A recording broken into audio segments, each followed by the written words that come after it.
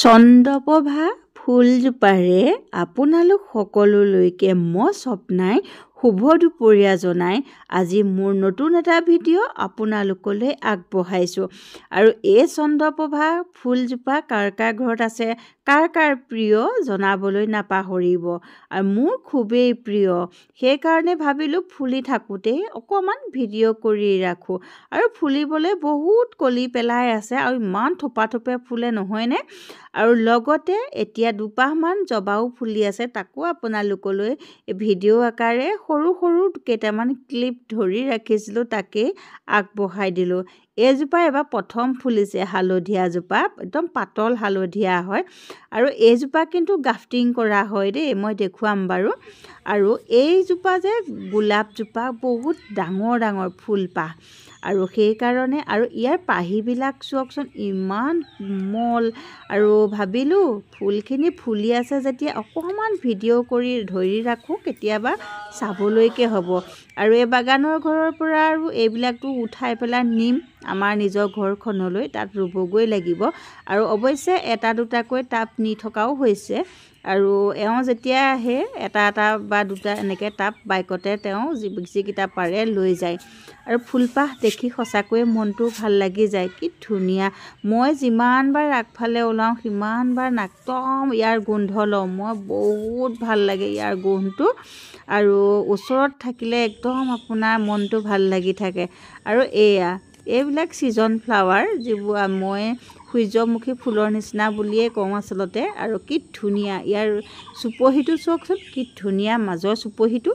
আৰু লগতে এইজোপা আকৌ মই আপোনালোকক দেখুৱাবলৈ লৈছোঁ, মই এইজোপা বন নহৰু বুলি কওঁ, কিন্তু ইয়াৰ সঠিক নাম এওঁ চিনি পায়। অলপ নামটো দীঘলীয়া, কিন্তু যিমানবাৰ ক'লেও নামটো মোৰ মনত নৰয়। আৰু এয়া ফুলপাহ আৰু ডাঙৰকৈ মেল খাই ফুলিব, এইখিনি কলিৰ পৰা অলপমান মেল খাইছেহে। আৰু দেখুৱাই দিছোঁ আপোনালোককো। এইজোপা বোলে বহুত কামত লাগে এওঁ কোৱা মতে দেই, মই সবিশেষ নাজানো। আৰু এইজোপা কিয় লাগে মই কেতিয়াবা বাৰু আপোনালোকক এওঁৰ পৰা সুধি পেলাই জনাম। আৰু আজি ব'লক মোৰ পাকঘৰলৈ যাওঁ। আজি এটা আপোনালোকৰ কাৰণে ৰেচিপি লৈ আহিছোঁ, যিটো হৈছে আমাক তাৰ কাৰণে লাগিব মাংস লাগিব। মাংস লৈ লৈছোঁ মই। আৰু এই মাংসখিনি এতিয়া মই পিঁয়াজ, আদা, নহৰু আৰু অকণমান মিঠাতেল, লগতে হালধি, জলকীয়া গুড়ি দি পেলাই মই অকণমান আধা ঘণ্টামান মেৰিনেট কৰি ৰাখিম। নিমখো অকণমান দিছোঁ। আৰু লগতে মাংস বনাবলৈ আমাক যিখিনি বস্তুৰ প্ৰয়োজন হ'ব সেইখিনিও যোগাৰ কৰি লওঁ। এইখিনি তেতিয়ালৈকে মেৰিনেট হৈ থাকক। আজি মই বনাবলৈ লোৱা মাংসৰ এইটো ৰেচিপিটো হৈছে আপোনাৰ চিকেন মছলা। সম্পূৰ্ণ বস্তুখিনি যোগাৰ কৰি ল'লোঁ। আৰু এতিয়া কেৰাহী গৰম হ'ল, কেৰাহী গৰম হ'লত মিঠাতেল দি দিলোঁ। আৰু মিঠাতেলত প্ৰথমতে মই 2টা শুকান জলকীয়া আৰু 2খন তেজপাত ব্যৱহাৰ কৰিম। আৰু শুকান জলকীয়া দি দিছোঁ 2টা বা 3টা, আৰু লগতে দুখিলা ঘৰৰে তেজপাত ব্যৱহাৰ কৰিছোঁ। আৰু কাটি লোৱা পিঁয়াজখিনি একেবাৰে মিহিকৈ নাই কটা, অলপ মিডিয়াম চাইজত কাটিছোঁ, যিহেতু মাংসৰ লগত এনেও গলি নাইকিয়া হৈ যাব। আৰু আমি যিখিনি আদা নহৰু পিচি থেতেলিয়াই লৈছিলোঁ সেইখিনিও এতিয়া ইয়াতে দি দিলোঁ। আৰু এতিয়া এইখিনি কেঁচা গোন্ধটো যোৱালৈকে ভাজিব লাগিব। গেছটো আপোনালোকে কমাই ৰাখিব বা মিডিয়াম কৰি ৰাখিব, এইটো ইমানখিনি জোখত ৰাখিলেই হৈ যাব। আৰু এতিয়া মই এটা বিলাহী কাটি লৈছিলোঁ, আৰু সেই বিলাহীখিনিও এতিয়া ইয়াতে দি দিম। আৰু বিলাহীখিনি এইখিনিও কিন্তু অলপমান গলিব লাগিব দেই, সেইকাৰণে আপোনালোকে কম জুইত ভাজিলে ভাল। যদি গেছটো বেছিকৈ বঢ়াই দিয়া হয় তেতিয়া জ্বলি যোৱাৰ চান্স থাকে। আৰু এতিয়া ইয়াতে আমি ব্যৱহাৰ কৰিব লাগিব সোৱাদ অনুসৰি নিমখটো আপোনালোকে হিচাপমতে দিব, যিহেতু আমি যেতিয়া মেৰিনেট কৰিছিলোঁ, মেৰিনেট কৰোঁতেও অকণমান নিমখ দিয়া আছে নহয় জানো। আৰু হালধি দিলোঁ, হালধিও দিয়া আছিলে, জলকীয়া গুড়িও দিয়া আছিলে, সেইকাৰণে এতিয়া মই আধা চামুচ জলকীয়া গুড়ি দি দিছোঁ। আৰু লগতে 1 চামুচ সম্পূৰ্ণ ধনিয়া গুড়ি, 1 চামুচ জিৰা গুড়ি, আৰু 1 চামুচ সম্পূৰ্ণ মই মিট মছলা গুড়ি ব্যৱহাৰ কৰিছোঁ। যিহেতু বনাবলৈ লৈছোঁ, প্ৰথমেই কৈছোঁ আপোনালোকক চিকেন মছলা ৰেচিপি, আৰু সেইকাৰণে চিকেন মছলা হ'লেতো মছলা লাগিবই। আৰু ইয়াত মই বেলেগ কোনো ধৰণৰ কোনো দৈ এনেকুৱা জাতীয় বস্তু ব্যৱহাৰ কৰা নাই। এতিয়া আমি এয়া মেৰিনেট কৰি থোৱা চিকেনখিনি ইয়াত দি দিলোঁ। চিকেন মই ব্ৰইলাৰ চিকেনটো লৈছোঁ আৰু এতিয়া এইখিনিও কম জুইত ভাজি থাকিব লাগিব দেই, চাব, কাৰণ আমি তেলতে মছলাটো দি দিছোঁ, সেইকাৰণে এনেকুৱাকৈ ইয়াক ভাজিব লাগিব যাতে মছলাখিনি তলত লাগি নধৰে। আৰু আলু ব্যৱহাৰ কৰিম। এয়া আলুখিনিও কাটি থোৱা আলুকেইডোখৰ দি এতিয়া কম জুইত ঢাকি পেলাই সম্পূৰ্ণ ভাজি এইখিনি বনাব লাগিব। আৰু এনেকৈ চিকেন মছলা আপোনালোকে যিধৰণে ধৰক কাজু চাজু দি হোটেলত বনায় সেইধৰণেও আপোনালোকে বনাব পাৰে, কিন্তু মোৰ পদ্ধতিটো আপোনালোকে চাই থাককচোন। কিছুমানে ক্ৰীম দিয়ে, ক্ৰীমটো দিয়ে, কিন্তু মোৰ ওচৰত আজি ক্ৰীম নাই আৰু মই পৰাপক্ষত ক্ৰীমটো আনি নথওঁৱেই।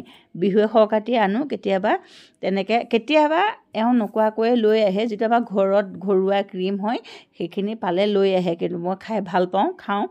আৰু তেতিয়া মাংসত কেতিয়াবা বনাবলৈ কিছুমান বস্তু ভাল লাগে, থাকিলে দি দিওঁ।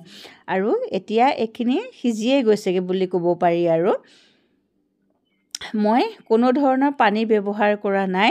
একদম আপোনালোকে গেছটো চাগে দেখি পেলাই ভাবিছে গেছ জ্বলাই থোৱা আছেনে নাই, একদম চিমত দি পেলাই মই এইখিনি বনাই আছোঁ। কাৰণ চিকেন মছলা তলত লাগি ধৰিলে গোন্ধাব।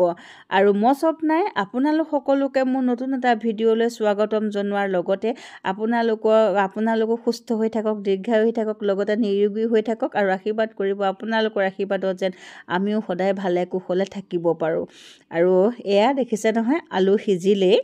আৰু যদি আপোনালোকে ভাবে অলপ পনীয়াকৈ খাব বিচাৰে, সেইটো মই বেছি পানী ব্যৱহাৰ নকৰোঁ, অকণমান পানী ব্যৱহাৰ কৰিছোঁ। আৰু এইখিনিও এতিয়া উতলিবলৈ দিম, আৰু উতলাৰ পিছত আৰু কিমানটো জোখত ৰাখোঁ সেইখিনি আপোনালোকক দেখুৱাবলৈ চেষ্টা কৰিম। গেছ কিন্তু এতিয়াও মই কমাই থোৱাই আছে, বঢ়াই দিয়া নাই। আৰু এই যে বাতিটোত যিখিনি মই মাংস মেৰিনেট কৰি ৰাখিছিলোঁ তাতে অকণমান পানী দি পেলাই আকৌ ইয়াতে মছলাখিনি লাগি ধৰি আছিলে সেইখিনি দি দিছোঁ। আপোনালোকে আকৌ তাত মই বেলেগ কিবা মছলা মিলাইছোঁ বুলি নাভাবিব, মই ইয়াত আৰু কোনো ধৰণৰ মছলা ব্যৱহাৰ কৰা নাই। যিহেতু মই এক চামুচ ব্যৱহাৰ কৰিছোঁ বুলি আপোনালোকক কৈছোঁৱে, বেলেগকৈ আৰু মছলা কিন্তু ব্যৱহাৰ কৰা নাই। আৰু এতিয়া দিম ইয়াতে এটা বস্তু, আপোনালোকে গৰম মছলা দি দিব পাৰে। আৰু এয়া চামুচখনৰ আধা চামুচতকৈও কম অকণমান মই দিছোঁ, কি জানেনে, মই এইটো ডালচেনি গুড়ি, মই এনেকৈ ডালচেনি পিচি পেলাই থৈ দিওঁ। আৰু এনেকৈ যেতিয়া শেষত অকণমান ডালচেনি দি পেলাই মাংসখন বনাই খাব, কি সোৱাদ, মানে কি ক'ম আপোনালোকক। এতিয়া যে ইমান পাকঘৰটো গোন্ধাই আছে নহয়, একদম বহুত দূৰলৈকে ইয়াৰ গোন্ধটো যাবগৈ, গৈছে চাগে। আৰু এয়া চাওকচোন, ৰং চাওকচোন কেনেকুৱা লাগিলে আজিৰ ৰেচিপিটো। আৰু এই ডালচেনি দি পেলাই আপোনালোকে বনাই খাই চাব, বহুত ভাল লাগে। অকল গৰম মছলা গোটেইখিনি দিয়াতকৈ অকল ডালচেনি দি পেলাই আপোনালোকে বনাই খাই চাবচোন, খুবেই সোৱাদযুক্ত হয়। এবাৰ খালে বাৰে প্ৰতি আপোনালোকৰ কিন্তু ডালচেনি দিয়ে বনাই খাবলৈ মন যাব। আৰু ইতিমধ্যে আমাৰ মাংস ৰেডি হৈ গ'ল। আৰু আজিৰ ভিডিঅ'টো চাই কেনেকুৱা লাগিলে জনাবলৈ কিন্তু নাপাহৰিব।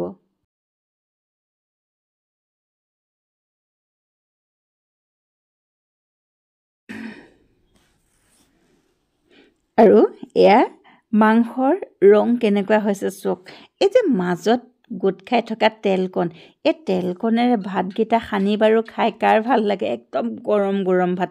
মোৰ কিন্তু আকৌ এটা কথা, মই মাংস ভাত থাকিলে মই ঠাণ্ডা ভাতটো খাইহে ভাল পাওঁ, অকণমান যে টান টান হৈ থাকে তেনেকুৱা হ'লে ভাল লাগে। আজিকালি অৱশ্যে আমিতো উখোৱা চাউলৰ ভাত খাওঁ, সেইকাৰণে কিন্তু খুবেই ভাল লাগে খাই পেলাই।